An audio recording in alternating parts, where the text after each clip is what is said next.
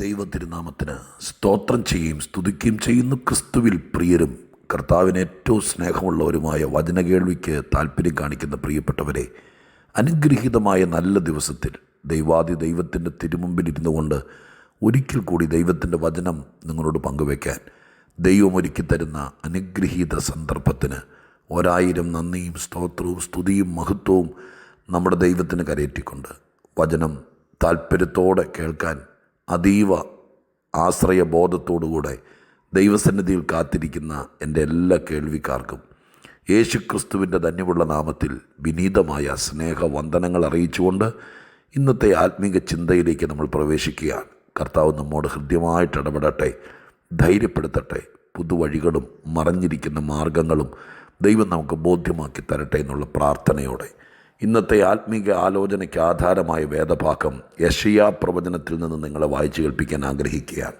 യെശയ്യാ പ്രവചനം 38 അധ്യായം 16 വാക്യം ഞാൻ നിങ്ങളെ വായിച്ചു കേൾപ്പിക്കാം. യെശയ്യാ പ്രവചനം 38 അധ്യായം 16 വാക്യം.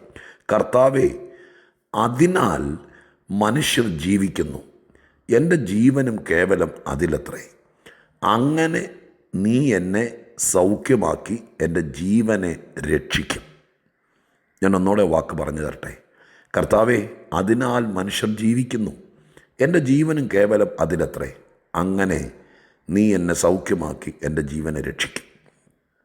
ഈ വാക്യത്തിനകത്ത് മറഞ്ഞു കിടക്കുകയാണ്. എന്താ മറഞ്ഞു കിടക്കുന്നത്? വാക്യം ഇങ്ങനെയാണ്: മനുഷ്യർ അതിനാൽ ജീവിക്കും, അതിനാൽ ജീവിക്കും എന്ന് പറയുമ്പോൾ ഏതിനാൽ എന്നൊരു ചോദ്യം വരുമല്ലോ. എൻ്റെ ജീവനും കേവലം അതിലത്രേ എന്ന് പറയുമ്പോൾ ഏതിലത്രേ എന്നൊരു ചോദ്യം വരുമല്ലോ. അങ്ങനെ അങ്ങെന്നെ സൗഖ്യമാക്കി എന്നെ രക്ഷിക്കും എന്ന് പറയുമ്പോൾ എങ്ങനെ എന്നൊരു ചോദ്യം വരുമല്ലോ. 3 കാര്യങ്ങൾ: അതിനാൽ, അതിലത്രേ, അങ്ങനെ എന്ന് 3 പദങ്ങൾ.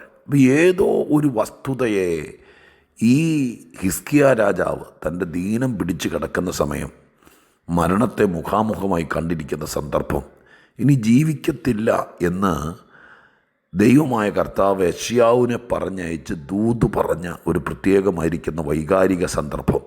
ആ സമയത്ത് ദൈവത്തോട് തേങ്ങലോടും ഏങ്ങലോടും കൂടി കരഞ്ഞ് പ്രാർത്ഥിക്കുന്ന സന്ദർഭമാണ്. ആ സന്ദർഭത്തിൽ ദൈവത്തോട് പറയുന്ന ഒരു വിശ്വാസ പ്രഖ്യാപനം മാതിരിയുള്ള വാക്കാണത്. അപ്പം അദ്ദേഹം പറയുകയാണ്, അദ്ദേഹം എന്തോ മനസ്സിൽ കണ്ടു, അദ്ദേഹം എന്തോ ദൂരവേ കണ്ടു. എന്നിട്ട് ആ ഒരു വസ്തുതയെ, ആ ഒരു സത്യത്തെ, ആ ഒരു കാര്യത്തെ ഉള്ളിൽ പേറിക്കൊണ്ട് ഉൾക്കൊണ്ടുകൊണ്ട്, ഒരർത്ഥത്തിൽ പറഞ്ഞാൽ ആ സംഭവത്തെ ഗർഭം ധരിച്ചുകൊണ്ട് അദ്ദേഹം പറയുകയാണ്, അതിനാൽ എന്തോ ഒന്ന് കണ്ടിട്ടുണ്ട്. നിങ്ങൾക്ക് തോന്നുന്നില്ലേ അത് വായിക്കുമ്പോൾ? ഞാനിത് പറഞ്ഞു തരുമ്പോൾ നിങ്ങൾക്ക് തോന്നുന്നില്ലേ? അതിനാൽ മനുഷ്യൻ ജീവിക്കും, അതിനകത്താണ് എൻ്റെ ജീവനം, അങ്ങനെ ഞാൻ സൗഖ്യമാകും എന്ന് പറയുമ്പോൾ എന്താണ് അദ്ദേഹം കണ്ടത്? എന്താണ് അദ്ദേഹം ഉദ്ദേശിച്ചത്? ഈ അതിനാൽ, അതിലത്രേ, അങ്ങനെ എന്നൊക്കെ പറഞ്ഞിരിക്കുന്നത് എന്തിനെയാണ് അദ്ദേഹം ഫോക്കസ് ചെയ്തത് എന്നത് ഇന്ന് രാവിലെ വചനം വായിച്ചപ്പോൾ എന്നെ അസ്വസ്ഥമാക്കിയ ദൈവമക്കളെ, ഞാൻ അവിടെ ചുറ്റും മുഴുവൻ പരിശോധിച്ചു. എന്തിനാലാണ്, എന്താണ് ഉദ്ദേശിക്കുന്നത് എന്ന ചിന്തയിൽ ഞാൻ മുകളിലും താഴെയൊക്കെ പരിശോധിക്കുമ്പോൾ ചില കാര്യങ്ങളൊക്കെ സന്ദർഭങ്ങളാണ്, ചില കാര്യങ്ങളൊക്കെ ഇമ്പാക്റ്റുകളാണ്. എന്നാൽ 14 വാക്യത്തിൽ ഞാൻ ആ സത്യം മനസ്സിലാക്കി. അത് നിങ്ങളോട് പങ്കുവയ്ക്കാം. നമുക്കും അതിനാൽ ജീവിക്കാം, നമ്മുടെ ജീവിതവും അതിനകത്താക്കാം. ആരെങ്കിലും വിഷമത്തിലോ രോഗത്തിലോ കഷ്ടത്തിലോ പ്രയാസത്തിലാണെങ്കിൽ നമുക്കങ്ങനെ ഈ ഹിസ്കിയാവ് പറഞ്ഞതുപോലെ തന്നെ അതിനാൽ നമുക്ക് സൗഖ്യമാകാം, അതിനാൽ നമുക്ക് വിടുതൽ പ്രാപിക്കാം. ഏതിനാൽ എന്ന ചോദ്യമല്ലേ 14 വാക്യം വായിച്ചെങ്കിലേ നമുക്കത് തെളിഞ്ഞു കിട്ടത്തുള്ളൂ. 14 വാക്യത്തിൽ അദ്ദേഹം പറയുന്നു, മീവൽ പക്ഷിയോ കൊക്കോ എന്ന പോലെ ഞാൻ ചിലച്ചു, ഞാൻ പ്രാവിനെ പോലെ കുറുകി, എൻ്റെ കണ്ണ് ഉയരത്തിലേക്ക് നോക്കി ക്ഷീണിച്ചിരിക്കുന്നു. യഹോവേ, ഞാൻ ഞെരുങ്ങിയിരിക്കുന്നു, അങ്ങ് എനിക്ക് ഇടനിൽക്കണമേ. അതാണ് അദ്ദേഹം ഇതിനകത്ത് കണ്ടിരിക്കുന്ന പിടിവള്ളി. ബാക്കിയുള്ളതൊക്കെ ഞാൻ എന്ത് പറയേണ്ടു? അവിടെ നിന്ന് എന്നോട് അരുളി ചെയ്തു, അവൻ അത് നിവർത്തിച്ചിരിക്കുന്നു, എൻ്റെ മനോവ്യസന ഹേതുവായി ഞാൻ എൻ്റെ കാലമൊക്കെയും സാവധാനത്തോടെ നടക്കും എന്നൊക്കെ എഴുതിയിരിക്കുന്നത്.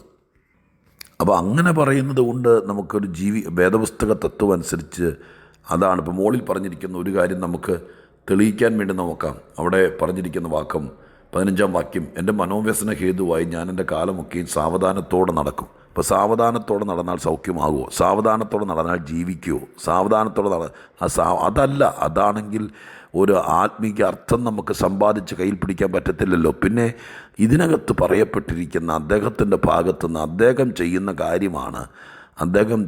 എൻ്റെ രോഗം മാറിയില്ലെങ്കിൽ ജീവിതകാലം മുഴുവൻ എനിക്ക് മനോവ്യസനമായിരിക്കും. എനിക്ക് പിന്നെ സാവധാനത്തോടെ എന്ന് പറഞ്ഞാൽ എല്ലാ കാലവും എൻ്റെ കാര്യങ്ങളെല്ലാം സ്ലോ ഡൗൺ ആയി പോകും എന്നതാണല്ലോ ആ വാക്യത്തിൻ്റെ അർത്ഥം. അപ്പം സൗഖ്യമായ അദ്ദേഹത്തിന് ഫാസ്റ്റായിട്ട് കാര്യങ്ങൾ നീക്കാലോ. സൗഖ്യമായ പിന്നെ അദ്ദേഹത്തിന് മനോവ്യസനത്തിന് കാരണമില്ലല്ലോ. അപ്പോൾ ഇവിടെ പറഞ്ഞിരിക്കുന്ന ഏതിനാൽ, എങ്ങനെ എന്നുള്ള ചോദ്യത്തിന് 14-ാം വാക്യം മാത്രമാണ് ഉത്തരം തരുന്നത്. 14-ാം വാക്യത്തിൻ്റെ ഉള്ളടക്കം എന്താ? 14-ാം വാക്യത്തിനകത്ത് അദ്ദേഹം പറയുകയാണ്, മീവൽ പക്ഷിയും കൊക്കും എന്ന പോലെ ഞാൻ ചെലച്ചു എന്ന് പറഞ്ഞിരിക്കുന്നത് ഒച്ചപ്പാടും ബഹളവും. അതിൻ്റെ ഡയറക്റ്റ് മീനിങ് എടുത്താൽ അർത്ഥമില്ലാത്ത വാക്കുകൊണ്ട് ചുമ്മാ പുലമ്പി എന്നൊക്കെ വരുള്ളൂ. പക്ഷേ ഇതിനൊരു ആഴമേറിയ അർത്ഥമുണ്ടെന്ന് പറയുന്നു.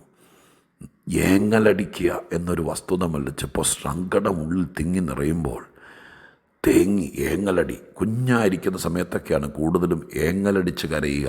കുഞ്ഞുങ്ങൾ ഏങ്ങലടിക്കുമ്പോൾ അമ്മമാർ പറയൂ, കൊച്ചിന് അത്രയും ദുഃഖം വന്നിട്ട് അത്രയും പ്രയാസം വന്നിട്ട് കുഞ്ഞെന്ത് നെടുവീർപ്പെടുന്നു, ഏങ്ങലടിക്കുന്നു എന്നൊക്കെ പറയുന്നൊരു വാക്ക് നിങ്ങളുടെ നാട്ടിൽ ഉപയോഗിക്കാറില്ലേ?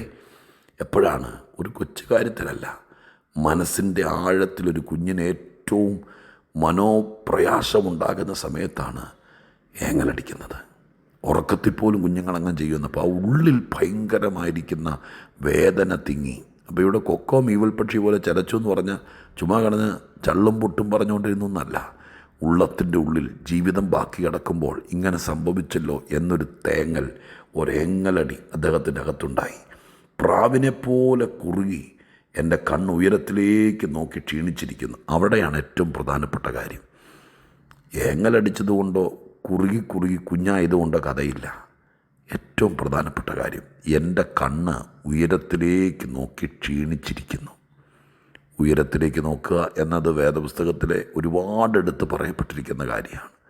ഉയരത്തിലേക്ക് നോക്കുക എന്നുള്ളത് കൊണ്ട് വേദപുസ്തകത്തിൻ്റെ എഴുത്തുകാരുദ്ദേശിക്കുന്നത് ദൈവത്തിൻ്റെ മുഖം തേടുക എന്നുള്ളതാണ്. പ്രിയരെ, തേങ്ങിക്കരഞ്ഞുകൊണ്ട് കുറുകിക്കരഞ്ഞുകൊണ്ട് ഉയരത്തിലെ ദൈവത്തിൻ്റെ മുഖത്തേക്ക് നോക്കി ക്ഷീണിച്ചിരിക്കുന്നു എന്ന് പറയുന്നു. ക്ഷീണിക്കാൻ ഒരുപാട് സാധ്യതയുണ്ട്. ഒരുപാട് നടന്നാൽ ക്ഷീണിക്കും, ചിലപ്പോൾ ഒത്തിരി നേരം കരഞ്ഞാൽ ക്ഷീണിക്കും, ചിലപ്പോൾ ഒരുപാട് ആഹാരം കഴിച്ചാൽ ക്ഷീണിക്കും, ചിലപ്പോൾ ആരെങ്കിലും വഴക്കുണ്ടാക്കിയാൽ ക്ഷീണിക്കും, അങ്ങനെ ഒത്തിരി രോഗം വന്നാൽ ക്ഷീണിക്കും ഒക്കെ. പക്ഷേ ഇവിടെ പറഞ്ഞിരിക്കുന്നത് രോഗം വന്ന് ക്ഷീണിച്ചതോ അല്ലെങ്കിൽ ഒരുപാട് കരഞ്ഞ് ക്ഷീണിച്ചതല്ല. ഞാൻ ഉയരത്തിലേക്ക് നോക്കി ക്ഷീണിച്ചെന്ന് എഴുതിയിരിക്കുന്നത് കേട്ടോ. അപ്പോൾ ദൈവമുഖത്തേക്ക് നോക്കി കണ്ണ് നട്ടിരിക്കുന്നത് കൊണ്ട് ക്ഷീണിച്ചു എന്ന് പറയുന്നത് മടുത്തു എന്നൊരു വാക്കല്ല. ഏത് കാര്യത്തിനും ക്ഷീണം നേരിടാം. പക്ഷേ മടുക്കാതെ, തളരാതെ, നിർത്താതെ ദൈവത്തിൻ്റെ മുഖത്തേക്ക് തന്നെ പ്രാവ് കുറുകുന്നത് പോലെ കുറുകി നോക്കിയിരിക്കുക. അങ്ങനെ നോക്കിയിരുന്ന് ക്ഷീണിച്ച് ഞെരുങ്ങാൻ തുടങ്ങി. അങ്ങനെയാണല്ലോ വാക്ക് പറയുന്നത്. അവിടെ ഞെരുങ്ങാൻ തുടങ്ങി. ദൈവം എനിക്ക് ഇടനിൽക്കും എന്നൊരു വിശ്വാസത്തോടെ. ആ വാക്യത്തിനകത്താണ് മാർമികമായ കാര്യങ്ങൾ കിടക്കുന്നത്. അവിടെ 3-4 കൂട്ടം കാര്യങ്ങൾ എഴുതിയിട്ടുണ്ട്.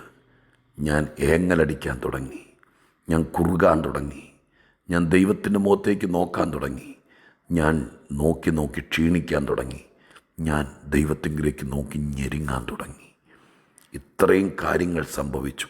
എന്നിട്ട് അതിനോടനുബന്ധപ്പെട്ടാണ് 16-ാം വാക്യത്തിൽ പറയുന്നത്, ഈ ദൈവത്തിൻ്റെ മുഖത്തേക്ക് തന്നെ നോക്കുന്നത് കൊണ്ടും പ്രാവിനെ പോലെ കുറുകുന്നത് കൊണ്ടും എൻ്റെ ഉള്ളത്തിൽ ഈ വിഷയം മാത്രം കയറി ഞാൻ തേങ്ങലോടും ഏങ്ങലടിയോടും കൂടെ മാടപ്രാവ് കുറുകി കരയുന്നത് പോലെ ആരും കൂട്ടില്ലെങ്കിലും ഒറ്റയ്ക്കിരുന്ന് കുറുകി കരഞ്ഞ് തിരുമുഖം തേടുന്നത് കൊണ്ട്. എന്നിട്ടാണ് 16-ാം വാക്യം വായിക്കേണ്ടത്. കർത്താവേ, അതിനാൽ മനുഷ്യർ ജീവിക്കുന്നു. ഏതിനാൽ? എൻ്റെ ദൈവത്തിൻ്റെ മുഖത്തേക്ക് നോക്കി. ചുമ്മാ പ്രാർത്ഥനയ്ക്ക് പോയി നിൽക്കുമ്പോൾ മുകളിലേക്ക് നോക്കുവല്ല, പിന്നെയോ നോക്കിയിരുന്ന് കുറുകുകയാണ്, നോക്കിയിരുന്ന് ഏങ്ങലടിക്കുകയാണ്. എൻ്റെ ദൈവം ഈ വിഷയത്തിൽ എനിക്ക് ഇടനിൽക്കും എന്നൊരു ഉറപ്പ് കണ്ടോ?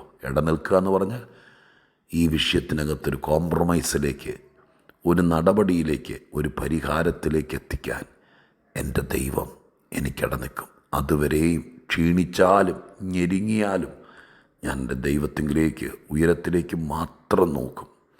ഒരു പ്രാവിനെ പോലെ കുറുകിക്കൊണ്ട്, ചില പക്ഷികളെപ്പോലെ ഏങ്ങലും തേങ്ങലും പുറപ്പെടി വെച്ചുകൊണ്ട് അങ്ങനെ മനുഷ്യർ ജീവിക്കുമെന്ന് അങ്ങനെയല്ല അദ്ദേഹം എഴുതിയിരിക്കുന്ന. ഏതിനാൽ ഈ നോട്ടത്താലും പ്രാർത്ഥനയാലും ഈ ഏകാന്ത ചിന്തയുടെ ദൈവത്തിങ്കിലേക്കുള്ള കണ്ണു പറിക്കാതുള്ള നോട്ടത്താലും അതിനാൽ മനുഷ്യർ ജീവിക്കും.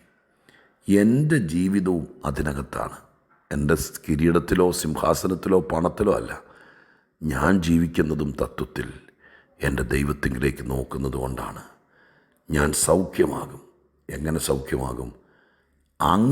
എങ്ങനെ ഞാൻ ദൈവത്തിങ്കിലേക്ക് തന്നെ നോക്കുകയും ഞാൻ അങ്ങനെ നോക്കി കുറുകി കരയുകയും ചെയ്യുന്നത് കൊണ്ട് അങ്ങനെ ഞാൻ സൗഖ്യമാകും. പ്രിയരേ, ഇതൊരു തിരുവചന തത്വമാണ്. എങ്ങനെ നീ ജീവിക്കും? എങ്ങനെ നീ സൗഖ്യമാകും? എങ്ങനെ നീ രക്ഷപ്പെടും? എങ്ങനെ ഈ കാര്യത്തിൽ നിന്ന് നീ പുറത്തു വരും? എങ്ങനെ ഇനി നിൻ്റെ കുഞ്ഞിൻ്റെ കാര്യം നടക്കും? ഇങ്ങനൊരു ചോദ്യം നിങ്ങളെ അലട്ടുന്നുണ്ടെങ്കിൽ 14 വാക്യം നിങ്ങൾ മുറുകെ പിടിക്കണം. ലോകത്തിൽ ആയിരങ്ങൾ ജീവിച്ചു, 10,000 സൗഖ്യമായി. എങ്ങനെ? ദൈവത്തിങ്കിലേക്ക് നോക്കിയതുകൊണ്ട്, കുറുകി ഞരങ്ങിക്കരഞ്ഞതുകൊണ്ട്. നിശ്ചയമായും 14 വാക്യം നമുക്ക് മാതൃകയാക്കാം. 15 വാക്യം നമുക്ക് ഹൃദയത്തിൽ പേറാം. 16 വാക്യം നമുക്ക് ഹൃദയത്തിൽ പേറാം. നമുക്കതിനായിട്ട് ഒരുങ്ങാം.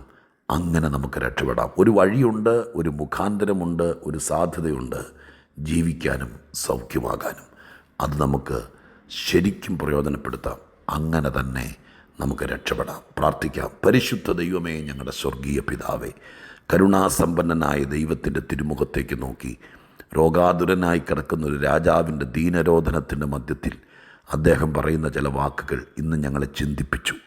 വേദപുസ്തകത്തിൽ ഈ ഭക്തൻ പറയുന്നു, അതിനാൽ മനുഷ്യർ ജീവിക്കും. അതിൽ എൻ്റെ ജീവിതം അടങ്ങിയിരിക്കുന്നു. അങ്ങനെ ഞാൻ സൗഖ്യമാകും. ഈ ചോദ്യത്തിൻ്റെയും ഈ മാർമിക രഹസ്യത്തിൻ്റെയും മറുപടി എൻ്റെ ദൈവത്തിൻ്റെ തിരുമുഖത്തേക്ക് കുറുകി ഞരങ്ങി കാത്തിരിക്കുന്നത് കൊണ്ടും നോക്കിയിരിക്കുന്നത് കൊണ്ടുമാണെന്ന് മനസ്സിലായല്ലോ. അപ്പാ, അത് തുടരാൻ ആര് പദ്ധതിയിടുന്നോ അവർക്ക് ഇതുപോലത്തെ വിടുതൽ ഹിസ്കിയാവിന് കിട്ടിയതുപോലെ കിട്ടട്ടെ. ദൈവം അത് ചെയ്യണം. മഹത്വമെടുക്കണം. യേശുവിൻ നാമത്തിൽ പ്രാർത്ഥിക്കുന്നു. കേൾക്കണമേ സ്വർഗീയ പിതാവാം ദൈവമേ. ആമേൻ.